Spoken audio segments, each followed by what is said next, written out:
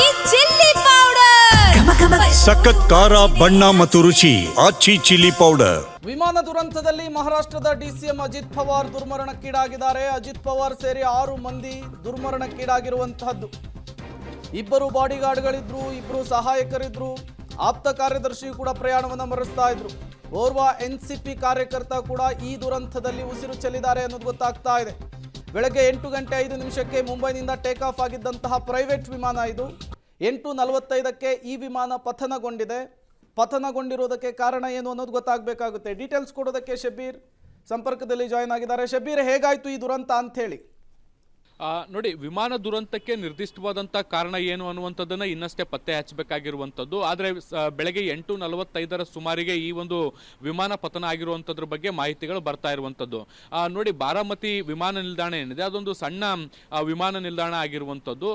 ಇವತ್ತು ಆ ಒಂದು ಬಾರಾಮತಿಗೆ ಕೆಲವೊಂದಿಷ್ಟು ಕೆಲಸಗಳಿದ್ದಂಥ ಹಿನ್ನೆಲೆಯಲ್ಲಿ ಕ್ಷೇತ್ರದ ಅದೇ ಕ್ಷೇತ್ರವನ್ನು ಅಜಿತ್ ಪವಾರ್ ಕೂಡ ಪ್ರತಿನಿಧಿಸ್ತಾ ಇದ್ದಂಥ ಹಿನ್ನೆಲೆಯಲ್ಲಿ ಕೆಲವೊಂದಿಷ್ಟು ಅಭಿವೃದ್ಧಿ ಕಾರ್ಯಗಳಿಗೆ ಚಾಲನೆಯನ್ನು ಕೊಡಬೇಕಾಗಿತ್ತು. ಕೆಲವು ಸಭೆ ಸಮಾರಂಭಗಳಲ್ಲಿ ಕೂಡ ಅವರು ಭಾಗಿಯಾಗಬೇಕಾಗಿತ್ತು. ಹೀಗಾಗಿ ತಮ್ಮ ಬಾಡಿಗಾರ್ಡ್ಸ್ ಮತ್ತೆ ಆಪ್ತ ಕಾರ್ಯದರ್ಶಿ ಮತ್ತೆ ಎನ್ಸಿಪಿ ಕಾರ್ಯಕರ್ತರ ಜೊತೆಗೆ ಈ ಒಂದು ವಿಮಾನದಲ್ಲಿ ಪ್ರಯಾಣವನ್ನ ಮಾಡ್ತಾ ಇದ್ರು. ಈಗ ಇರುವಂತಹ ಮಾಹಿತಿಗಳ ಪ್ರಕಾರ ಒಟ್ಟು 6 ಮಂದಿ ಈ ಒಂದು ವಿಮಾನದಲ್ಲಿ ಪ್ರಯಾಣವನ್ನ ಮಾಡ್ತಾ ಇದ್ರು ಅನ್ನುವಂಥದ್ದು ಕೂಡ ಗೊತ್ತಾಗ್ತಾ ಇರುವಂಥದ್ದು. ಸರಿಸುಮಾರು ಇನ್ನೊಂದು 10 ರಿಂದ 15 ನಿಮಿಷ ಇತ್ತು ಲ್ಯಾಂಡಿಂಗ್ ಆಗ್ಲಿಕ್ಕೆ ಅನ್ನುವಂಥದ್ದು ಕೂಡ ಗೊತ್ತಾಗ್ತಾ ಇರುವಂಥದ್ದು. ಲ್ಯಾಂಡಿಂಗ್ ಆಗಬೇಕಾದಂತಹ ಸಂದರ್ಭದಲ್ಲೇ ತಾಂತ್ರಿಕ ದೋಷ ಕಂಡು ಬಂದಂತೆ ಕಾಣಿಸ್ತಾ ಇರುವಂಥದ್ದು. ಹೀಗಾಗಿ ವಿಮಾನ ನಿಲ್ದಾಣದ ಹೊರಭಾಗದಲ್ಲೇ ಈ ಒಂದು ವಿಮಾನ ಕ್ರಾಶ್ ಆಗಿರುವಂಥದ್ದು ಕೂಡ ಗೊತ್ತಾಗ್ತಾ ಇರುವಂಥದ್ದು. ಸೊ ಈ ವಿಮಾನ ಕ್ರಾಶ್ ಆಗ್ತಾ ಇದ್ದಂತೆ ಸ್ಥಳೀಯರು ಮಾಹಿತಿಯನ್ನ ಕೊಡ್ತಾರೆ. ಅದಾದ ಬಳಿಕ ಅಗ್ನಿಶಾಮಕ ದಳದ ವಾಹನಗಳು ಬಂದು ಬೆಂಕಿಯನ್ನು ನಂದಿಸುವಂತ ಕೆಲಸವನ್ನ ಕೂಡ ಮಾಡ್ತಾರೆ. ಮತ್ತೆ ಕೂಡಲೇ ವಿಮಾನದಲ್ಲಿದ್ದಂತ 6 ಜನರನ್ನ ಕೂಡ ಆಸ್ಪತ್ರೆಗೆ ದಾಖಲಿಸುವಂತ ಕೆಲಸಗಳು ಕೂಡ ಆಗ್ತವೆ. ಆದರೆ ವಿಮಾನ ಕ್ರಾಶ್ ಆದಂತ ಹಿನ್ನೆಲೆಯಲ್ಲಿ ಬೆಂಕಿಗೆ ಆಹುತಿಯಾಗಿತ್ತು. ಹೀಗಾಗಿ ಗಂಭೀರವಾಗಿ ಸುಟ್ಟಂತ ಗಾಯಗಳಾಗಿತ್ತು, ಮತ್ತೆ ಗಂಭೀರವಾಗಿ ಗಾಯಗೊಂಡಿದ್ರು. ಸೊ ಅವ್ರನ್ನ ಆಸ್ಪತ್ರೆಗೆ ದಾಖಲಿಸಿದ ಬಳಿಕವೂ ಕೂಡ ಅವ್ರನ್ನ ಉಳಿಸ್ಕೊಳ್ಳಿಕ್ಕೆ ಸಾಧ್ಯ ಆಗಿಲ್ಲ ಅನ್ನುವಂಥದ್ದು ಕೂಡ ಗೊತ್ತಾಗ್ತಾ ಇದೆ. ಸೊ ಹೀಗಾಗಿ ವಿಮಾನದಲ್ಲಿ ಪ್ರಯಾಣ ಮಾಡ್ತಾ ಇದ್ದಂತ 6 ಮಂದಿ ಕೂಡ ಮೃತಪಟ್ಟಿದ್ದಾರೆ ಅನ್ನುವಂಥದ್ದು ಈಗ ಏವಿಯೇಷನ್ ಮಿನಿಸ್ಟ್ರಿ ಕೂಡ ಖಚಿತಪಡಿಸ್ತಾ ಇರುವಂಥದ್ದು.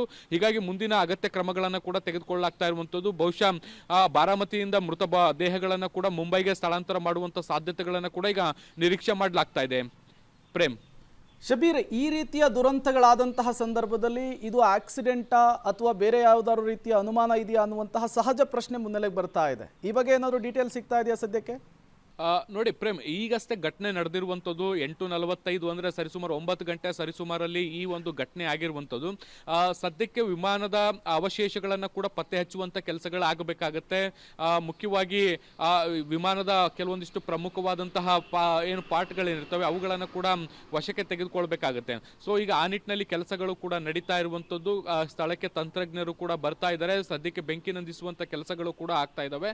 ಒನ್ಸ್ ಬೆಂಕಿ ನಂದಿಸುವಂಥ ಕೆಲಸ ಆದ ಬಳಿಕ ಬ್ಲಾಕ್ ಬಾಕ್ಸ್ ಸೇರಿದಂತೆ ಬೇರೆ ಬೇರೆ ಪ್ರಮುಖ ಅಂಶಗಳನ್ನು ಕೂಡ ಇಲ್ಲಿ ವಶಕ್ಕೆ ತೆಗೆದುಕೊಳ್ಳುವಂತ ಕೆಲಸಗಳಾಗುತ್ತೆ. ಆಮೇಲೆ ಅವುಗಳನ್ನ ಅನಲೈಸ್ ಮಾಡಿ ಅಂತಿಮ ತೀರ್ಮಾನಕ್ಕೆ ಬರಬೇಕಾಗತ್ತೆ. ಆದರೆ ಈವರೆಗೂ ಕೂಡ ಯಾವುದೇ ನಿರ್ದಿಷ್ಟವಾದಂತಹ ಮಾಹಿತಿಗಳು ಹೊರಗಡೆ ಬಂದಿಲ್ಲ. ಮೇಲ್ನೋಟಕ್ಕೆ ಮಾತ್ರ ತಾಂತ್ರಿಕ ದೋಷ ಇರಬಹುದು ಅನ್ನುವಂತಹ ಸಹಜವಾದಂತಹ ಒಂದು ಅಂದಾಜನ್ನ ಮಾಡಲಾಗ್ತಾ ಇದೆ. ಆದರೆ ವಿಮಾನ ಪತನಕ್ಕೆ ನಿರ್ದಿಷ್ಟ ಕಾರಣ ಏನು ಅನ್ನುವಂಥದ್ದು ಇನ್ನೂ ಸ್ವಲ್ಪ ಸಮಯ ಬೇಕಾಗುತ್ತೆ. ಅದು ಏನು ಅನ್ನುವಂಥದ್ದು ಗೊತ್ತಾಗ್ಲಿಕ್ಕೆ. ಪ್ರೇಮ್, ಓಕೆ ಶಬೀರ್, ಹಾಗೆ ಸಂಪರ್ಕದಲ್ಲಿರಿ, ಮತ್ತಷ್ಟು ಡೀಟೇಲ್ಸ್ ನಿಮ್ಮಿಂದ ಪಡಿತಾ ಹೋಗ್ತೀವಿ.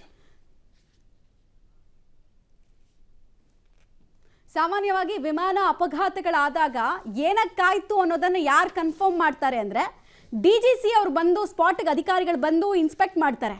ಅದಾದ ಬಳಿಕನೇ ಅಪಘಾತಕ್ಕೆ ಏನು ಕಾರಣ ಅನ್ನೋದು ಗೊತ್ತಾಗತ್ತೆ. ಅಲ್ಲಿ ತನಕ ಜಸ್ಟ್ ಅಂದಾಜು ಮಾಡ್ಬೋದು ಅಷ್ಟೇ ನಾವು ಇಂತಿಂಥದ್ದಿರ್ಬೋದಾ ಅಂತ. ಮತ್ತು ಈ ಥರದ ದುರಂತಗಳಾದಾಗ ಸಾಮಾನ್ಯವಾಗಿ ವಿಮಾನದ ಒಳಗಿದ್ದವ್ರನ್ನ ಉಳಿಸ್ಕೊಳ್ಳೋದಕ್ಕಾಗಲ್ಲ. ಕಾರಣಗಳು 2.